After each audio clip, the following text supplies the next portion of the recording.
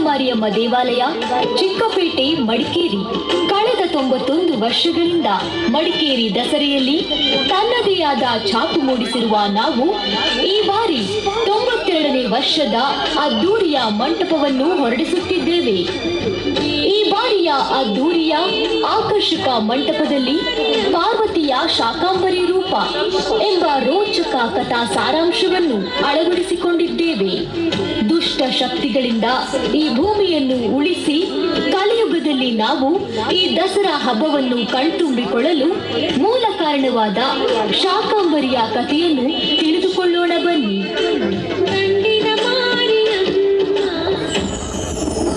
ದೇವತೆಗಳಿಗೆ ಹಾಗೂ ಮನುಕುಲಕ್ಕೆ ಕಂಟಕರಾಗಿದ್ದ ದೈತ್ಯದಾನವರು ಕಾಲ ಕಳೆದಂತೆ ದೈವಶಕ್ತಿಗಳಿಂದ ನಾಶವಾದರು.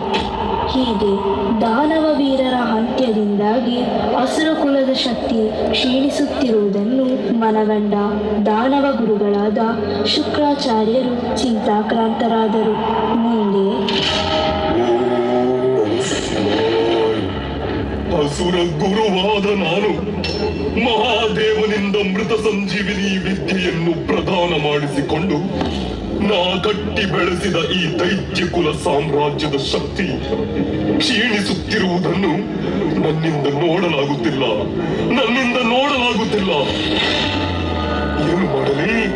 ಏನು ಮಾಡಲಿ?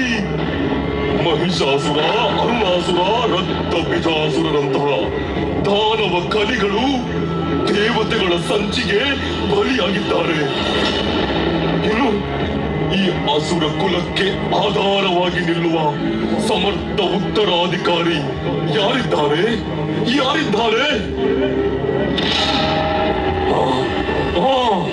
ಹಿರಣ್ಯಾಕ್ಷ ಹಾಗೂ ಹಿರಣ್ಯಕಶಿಪುವಿನ ಸೋದರ ಸಂಬಂಧಿಯಾದ ದುರ್ಗಮಾಸುರನೇ ಇನ್ನು ಈ ದೈತ್ಯ ಕುಲ ತಿಲಕನಾಗಲು ಸಮರ್ಥನು. ಈಗಲೇ ದುರ್ಗಮಾಸುರನನ್ನು ಕರೆಯುತ್ತೇನೆ. ದುರ್ಗಮ, ಎಲ್ಲಿರುವೆ? ದಾನವ ಗುರು ಶುಕ್ರಾಚಾರ್ಯನಾದ ನಾನು ನಿನಗೆ ಆಜ್ಞಾಪಿಸುತ್ತಿದ್ದೇನೆ. ಈಗಲೇ ಪಾತಾಳ ಲೋಕದಿಂದ ಹೊರಗೆ ಬಾ.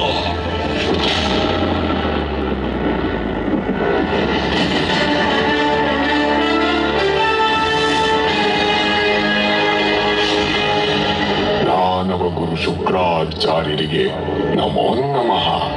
ಹೇಳಿ ಗುರುವರಯ್ಯ, ನಿಮ್ಮ ಶಿಷ್ಯನಿಂದ ಏನಾಗಬೇಕಿದೆ ಹೇಳಿ. ದುರ್ಗಮ, ಇಂದಿನಿಂದ ನೀನೇ ಈ ಅಸುರ ಕುಲದ ಅಧಿಪತಿ. ದಾನವ ಕುಲದ ಶ್ರೇಯಸ್ಸಿಗೆ ಈ ಕೂಡಲೇ ಬ್ರಹ್ಮದೇವನನ್ನು ಕುರಿತು ತಪಗೈದು ವೇದಗಳನ್ನು ವಶಪಡಿಸಿಕೊಂಡು ಅಮರತ್ವದ ವರವನ್ನು ಪಡೆದುಕೋ. ಇದರಿಂದ ನಮಗಾಗುವ ಪ್ರಯೋಜನವಾದರೂ ಏನು ಗುರುವರಯ್ಯ? ದುರ್ಗಮ, ಬ್ರಹ್ಮನನ್ನು ಮೆಚ್ಚಿಸಿ ನೀನು ವರ ಪಡೆದಿದ್ದೇ ಆದರೆ ಇಡೀ ಗ್ರಹ ನಕ್ಷತ್ರಗಳೇ ನಿನ್ನ ಹಿಡಿತದಲ್ಲಿರುತ್ತದೆ. ಸೂರ್ಯ ಚಂದ್ರರೇ ನಿನ್ನ ಆಜ್ಞೆಯಂತೆ ನಡೆಯುತ್ತಾರೆ. ಹಾಗೆಯೇ ಆಗಲಿ. ಈಗಲೇ ಬ್ರಹ್ಮನನ್ನು ಕುರಿತು ತಪಸ್ಸನ್ನಾಚರಿಸುವೆ. ಅಮರತ್ವದ ವರ ಪಡೆದು ಅಜರಾಮರನಾಗುವೆ. ಈಗಲೇ ತೆರಳು. ನಿನಗೆ ಶುಭವಾಗಲಿ.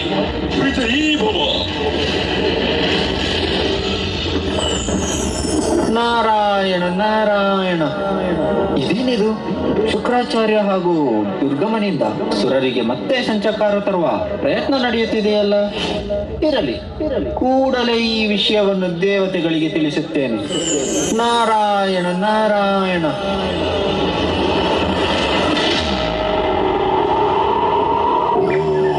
ಬ್ರಹ್ಮದೇವಾಯ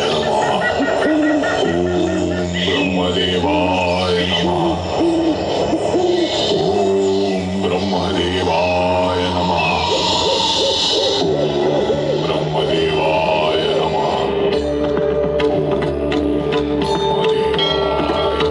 ವತ್ಸ ದುರ್ಗಮ, ನಿನ್ನ ಅಖಂಡ ತಪಸ್ಸಿಗೆ ನಾನು ಪ್ರಸನ್ನನಾಗಿದ್ದೇನೆ. ನಿನಗೇನು ಬರಬೇಕು ಕೇಳು. ಭಕ್ತವತ್ಸಲ ಬ್ರಹ್ಮದೇವ, ನಿನ್ನ ದರ್ಶನದಿಂದ ನನ್ನ ನಿನ್ನ ಜನ್ಮ ಸಾರ್ಥಕವಾಯಿತು ತಂದೆ, ಸಾರ್ಥಕವಾಯಿತು.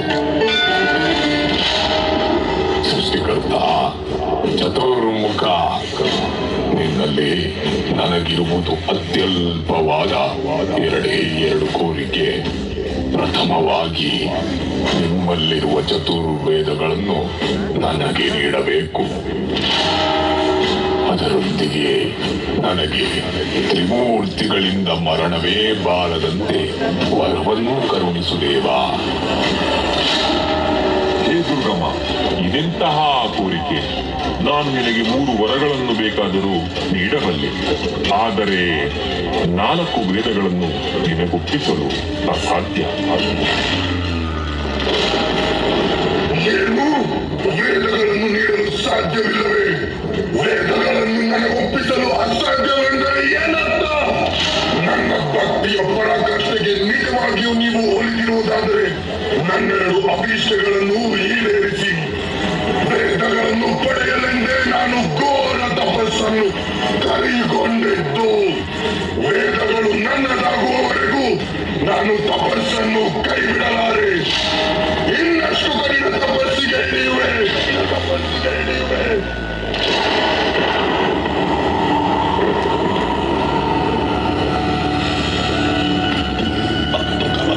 ಓಂ ಬ್ರಹ್ಮದೇವಾಯ ನಮಃ. ಓಂ ಬ್ರಹ್ಮದೇವಾಯ ನಮಃ. ಓಂ ಬ್ರಹ್ಮದೇವಾಯ ನಮಃ. ಓಂ ಬ್ರಹ್ಮದೇವ. ಬೇಡ ದುರ್ಗಮ್ಮ, ಬೇಡ. ನಿನ್ನ ಅಚಲ ಭಕ್ತಿಗೆ ನಾನು ಮನಸುತ್ತಿದ್ದೇನೆ. ನಿನ್ನಿಚ್ಛೆಯಂತೆ ಆಗಲಿ. ತಥಾಸ್ತು, ತಥಾಸ್ತು.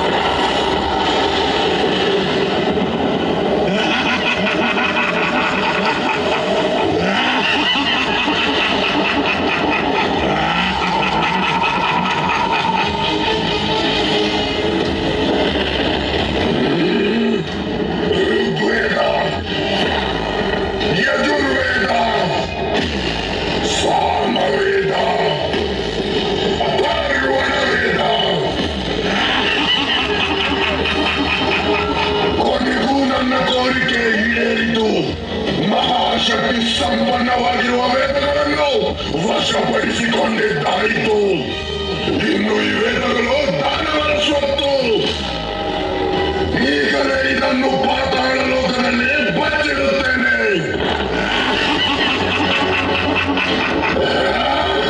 ನಾನೇ ಅಸುರ, ಅಮರವೀರ, ದುರ್ಗಮಾಸುರ. ಇಡೀ ಬ್ರಹ್ಮಾಂಡವೇ ನನ್ನ ಮುಷ್ಟಿಯಲ್ಲಿ. ಇನ್ನು ನನಗೆ ಮರಣದ ಭಯವಿಲ್ಲ. ಹರಿಯ ಸುದರ್ಶನವಾಗಲಿ, ಹರನ ತ್ರಿಶೂಲವಾಗಲಿ ಇನ್ನು ನನ್ನ ಮೈಸೋಕದು. ತ್ರಿಮೂರ್ತಿಗಳೇ ಒಂದಾಗಿ ಬಂದರು, ನನ್ನನ್ನು ಗೆಲ್ಲಲಾರರು.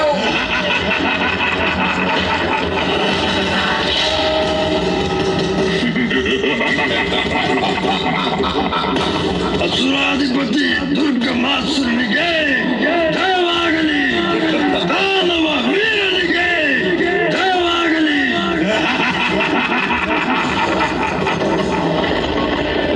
ದಾನವ ಕುಲಕ್ಕೆ ಸಂಚಕಾರ ತಂದಿರುವ ದೇವತೆಗಳೇ, ನೋಡಿ ನೋಡಿ ನನ್ನ ಆರ್ಭಟ, ನೋಡಿ ನನ್ನ ಪರಾಕ್ರಮ. ನಿಮ್ಮ ಕುಲದ ಸರ್ವನಾಶ ನನ್ನಿಂದಲೇ.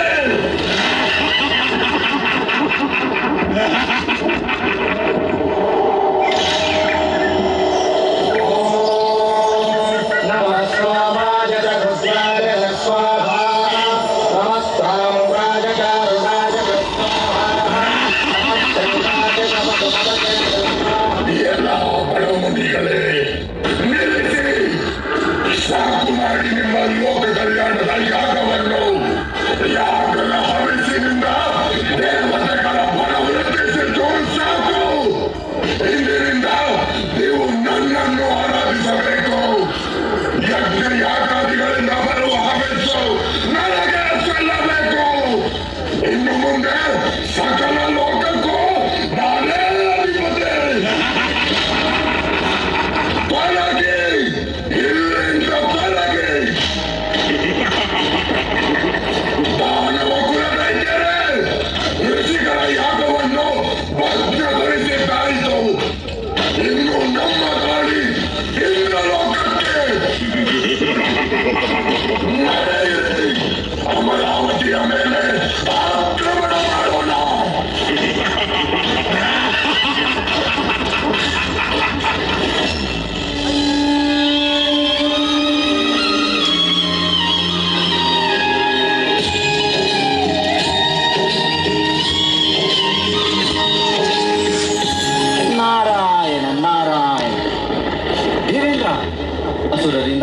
ಅಪಾಯದ ಮುನ್ಸೂಚನೆ ಇಲ್ಲದೆ ಹೀಗೆ ನಿರಾಳನಾಗಿ ಕುಳಿತಿರುವೆಯಲ್ಲ? ನಾರದರೆ, ಇನ್ನೆಲ್ಲಿ ಆ ದಾನವರು? ಹಿರಣ್ಯಾಕ್ಷ, ಹಿರಣ್ಯಕಶಿಪುವಿನ ಮರಣದಿಂದ ಸಮಸ್ತ ಅಸುರ ಕುಲವೇ ಬೆನ್ನು ಮೂಳೆ ಮುರಿದುಕೊಂಡು ಬಿದ್ದಿರುವಾಗ ಈ ದೇವಲೋಕಕ್ಕೆ ದಾನವರ ದಾಳಿಯೇ? ಅಪಹಾಸ್ಯ ಮಾಡಬೇಡಿ ನಾರದರೆ. ಅಗ್ನಿ, ವಾಯು, ವರುಣರನ್ನು ಮೀರಿ ಯಾವ ದಾನವರು ಈ ದೇವಲೋಕವನ್ನು ಪ್ರವೇಶಿಸುತ್ತಾರೋ ನೋಡಿಯೇ ಬಿಡುತ್ತೇನೆ.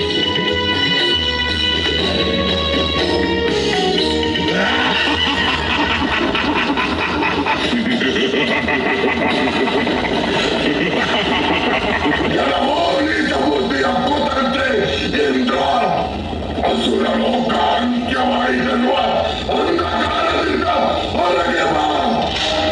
ಅಮೃತ ಪಾನಗೈದು ಅವರನ್ನು ಬೀಗುತ್ತಿರುವೆಯ ನಿನ್ನ ಪಾಲಿನ ಮೃತ್ಯುವಾಗಿ ನಾನು ದುರ್ಗಮಾಸುರ ಬಂದಿದ್ದೇನೆ. ಎಲೈ ದುರ್ಗಮಾಸುರ, ವೇದಗಳನ್ನು ವಶಪಡಿಸಿಕೊಂಡಿರುವೆ ಎಂಬ ಅಹಂಕಾರದಿಂದ ಮೆರೆಯಬೇಡ. ಅಗ್ನಿ, ವಾಯು, ವರುಣ, ನೀವು ನಿಮ್ಮ ಶಕ್ತಿಯನ್ನು ಪ್ರಯೋಗಿಸಿ ಇವನ ದರ್ಪವನ್ನು ಇಲ್ಲಿಯೇ ಕುಗ್ಗಿಸಿ.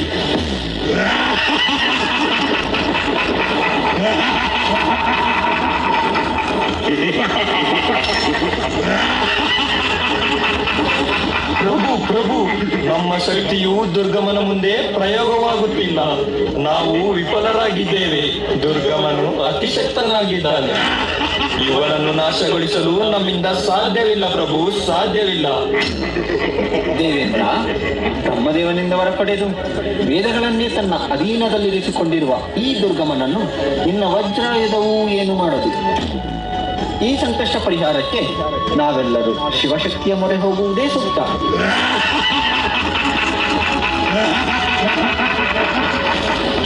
ಎಲ್ಲವೂ ಹೇಳಿ ಸ್ತ್ರೀಲೋಲ ತಪ್ಪಿಸಿಕೊಂಡು ಎಲ್ಲಿಗೆ ಓಡುತ್ತಿರುವೆ?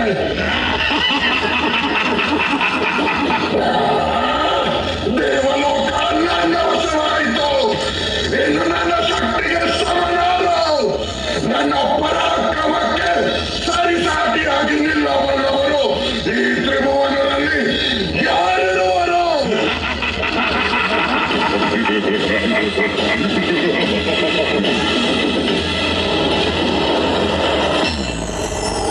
ದುರ್ಗಮಾಸುರನ ಪಾಪಕೃತ್ಯ ಹಾಗೂ ವೇದಗಳ ದುರುಪಯೋಗದಿಂದ ಭೂಮಿಯಲ್ಲಿ ಭೀಕರ ಬರಗಾಲ ಆವರಿಸಿತು. ಕಂಗಾಲಾದ ದೇವತೆಗಳು, ಋಷಿಮುನಿಗಳು ಶಿವ ಪಾರ್ವತಿಯ ಮೊರೆ ಹೋದರು.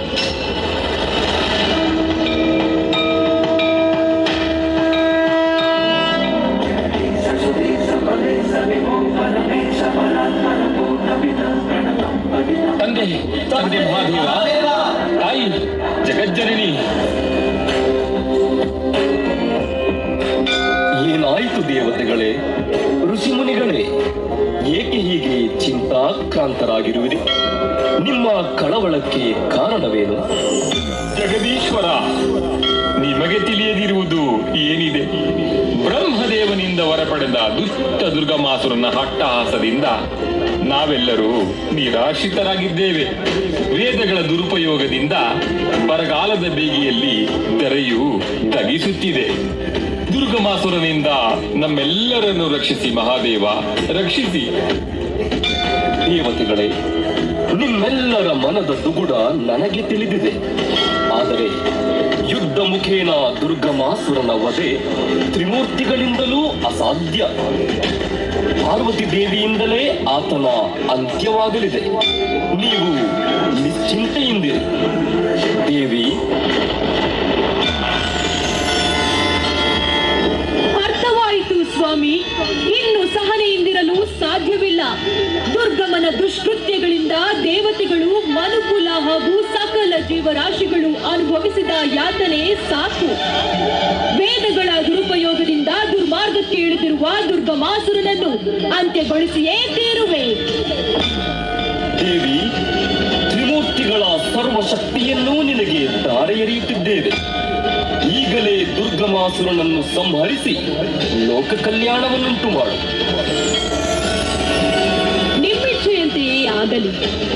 ಎಲ್ಲವೋ ದುರ್ಗಮಾಸುರ, ಎಲ್ಲಿ ಅಡಗಿ ಕುಳಿತಿರುವೆ? ಧೈರ್ಯವಿದ್ದರೆ ನನ್ನೆದುರಿಗೆ ಬಾ.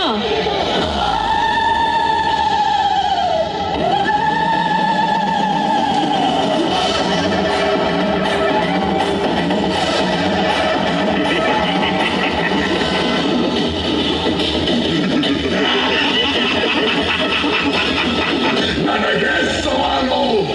ಓಹೋ, ನೀನಾ ಆದಿಶಕ್ತಿ? ದೈತ್ಯ ದಾನವರನ್ನು ಸಂಹರಿಸಿ ದೇವಕುಲವನ್ನು ರಕ್ಷಿಸಿದ ತ್ರಿಪುರ ಸುಂದರಿ. ನಿನ್ನ ಮೃತ್ಯುವನ್ನು ನೀನೇ ಆಹ್ವಾನಿಸಿಕೊಂಡಿರುವೆ. ನಿನಗೆ ಉಳಿಗಾಲವಿಲ್ಲ.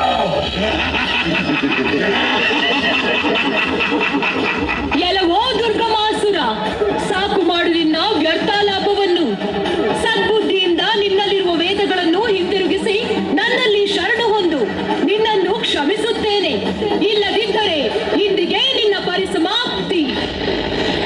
ಏನಂತೆ? ಶರಣಾಗಬೇಕೆ? ನಾನು ನಿನಗೆ ಶರಣಾಗಬೇಕೆ? ಸೊಗಸಾದ ಕಲ್ಪನೆ, ಸೊಗಸಾದ ಕಲ್ಪನೆ. ಎಲೆ ದುರ್ಬಲ ಸ್ತ್ರೀಯೇ, ಹೋಗು. ನಿನ್ನ ಪತಿ ಆ ಸ್ಮಶಾನವಾಸಿಯ ಸೇವೆ ಮಾಡಿಕೊಂಡು ಬಿದ್ದಿರೋ ವ್ರತ ನನ್ನನ್ನು ಕೆಣಕಿ ನಿನ್ನ ಸುತರನ್ನು ಅನಾಥರನ್ನಾಗಿಸಬೇಡ. ಹೋಗು. ಏನಂದೆ? ದುರುಳ ನಾರಿ ಶಕ್ತಿಯನ್ನು ಅವಗಣನೆ ಮಾಡಿ ಅಬ್ಬರಿಸಿ ಬಬ್ಬಿರಿದ ಅದೆಷ್ಟೋ ಅಸುರರನ್ನು ಪರಲೋಕಕ್ಕೆ ಕಳುಹಿಸಿದ ಪರಮೇಶ್ವರಿಯೇ ನಾನು. ನಿನ್ನ ಮೃತ್ಯು ನನ್ನಿಂದಲೇ ಎನ್ನುವುದು ವಿಧಿ ಲಿಖಿತ. ಸಿದ್ಧನಾಗು ಯುದ್ಧಕ್ಕೆ. ಏನು ಮೃತ್ಯುವೆ? ನಿನ್ನಿಂದ ನನ್ನ ಮೃತ್ಯುವೆ? ಬಲೆ ಬಲೆ. ಮೆಚ್ಚಿದ ನಿನ್ನ ಧೈರ್ಯ, ಸಾಹಸ, ಪರಾಕ್ರಮದ ಮಾತುಗಳನ್ನು. ಈ ದುರ್ಗಮಾಸುರನ ಹೊಸಲಿ ಶಕ್ತಿ ಅರಿವಿಲ್ಲದೆ ಮಾತನಾಡುತ್ತಿರುವೆಯಾ? ಇದೋ ಇದೋ ನೋಡು, ಇಡೀ ಬ್ರಹ್ಮಾಂಡವೇ ಬೆಚ್ಚಿ ಬೆಳಗಾಗಿ ನೋಡುವ ಈ ದುರ್ಗಮಾಸುರನ ದೈತ್ಯಾಕಾರವನ್ನು.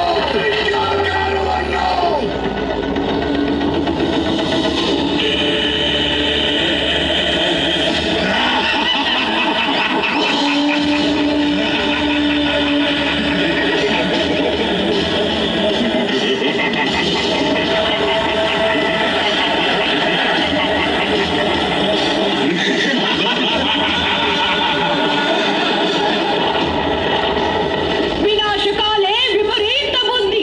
ನಿನ್ನ ಅಂತ್ಯದಿಂದ ಸಮಸ್ತ ಅಸುರ ಕುಲವೇ ನಿರ್ನಾಮವಾಗಲಿದೆ. ಚಂಡ ಮುಂಡರ ರುಂಡ ಚೆಂಡಾಡಿ ಚಾಮುಂಡಿಯಾದವಳು ನಾನೇ. ಮೂಕಾಸುರನನ್ನು ಸಂಹರಿಸಿ ಮೂಕಾಂಬಿಕೆಯಾದವಳು ನಾನೇ. ಮಹಿಷಾಸುರನನ್ನು ಮರ್ದಿಸಿ ಮಹಿಷ ಮರ್ದಿನಿಯಾದವಳು ನಾನೇ. ಏ ದುರ್ಗಮಾಸುರ, ಇದೀಗ ನಿನ್ನನ್ನು ದಮನಿಸಿ ದುರ್ಗೆಯಾಗುವವಳು ನಾನೇ. ನೋಡು ನೋಡು ನಿನ್ನ ಮೃತ್ಯು ರೂಪವಾದ ಈ ನನ್ನ ದುರ್ಗೆ ರೂಪವನ್ನು.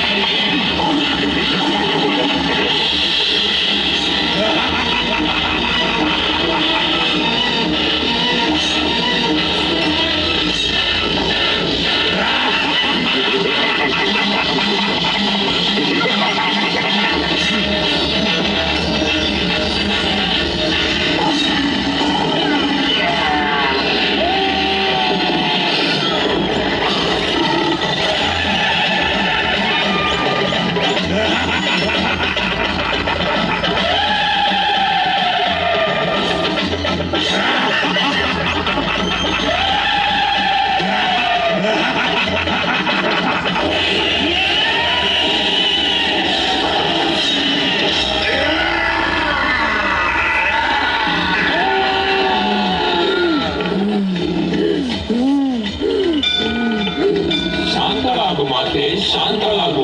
ದುರ್ಗಮಾಸುರನನ್ನು ಸಂಹರಿಸಿ ದುರ್ಗೆ ಎಂಬ ನಾಮವನ್ನು ಪಡೆದಿರುವೆ. ಈಗ ಭೂಮಿಯನ್ನು ಆವರಿಸಿರುವ ಬರಗಾಲವನ್ನು ನೀನೇ ನೀಗಿಸಬೇಕು ತಾಯಿ, ನೀನೇ ನೀಗಿಸಬೇಕು. ಆಗಲಿ, ನನ್ನ ಶಾಕಾಂಬರಿ ರೂಪದಿಂದ ಭೂಮಿಯ ಬರಗಾಲವನ್ನು ನೀಗಿಸಿ ಭೂಮಿಗೆ ಮತ್ತೆ ನವ ಚೈತನ್ಯ ತುಂಬುವೆ.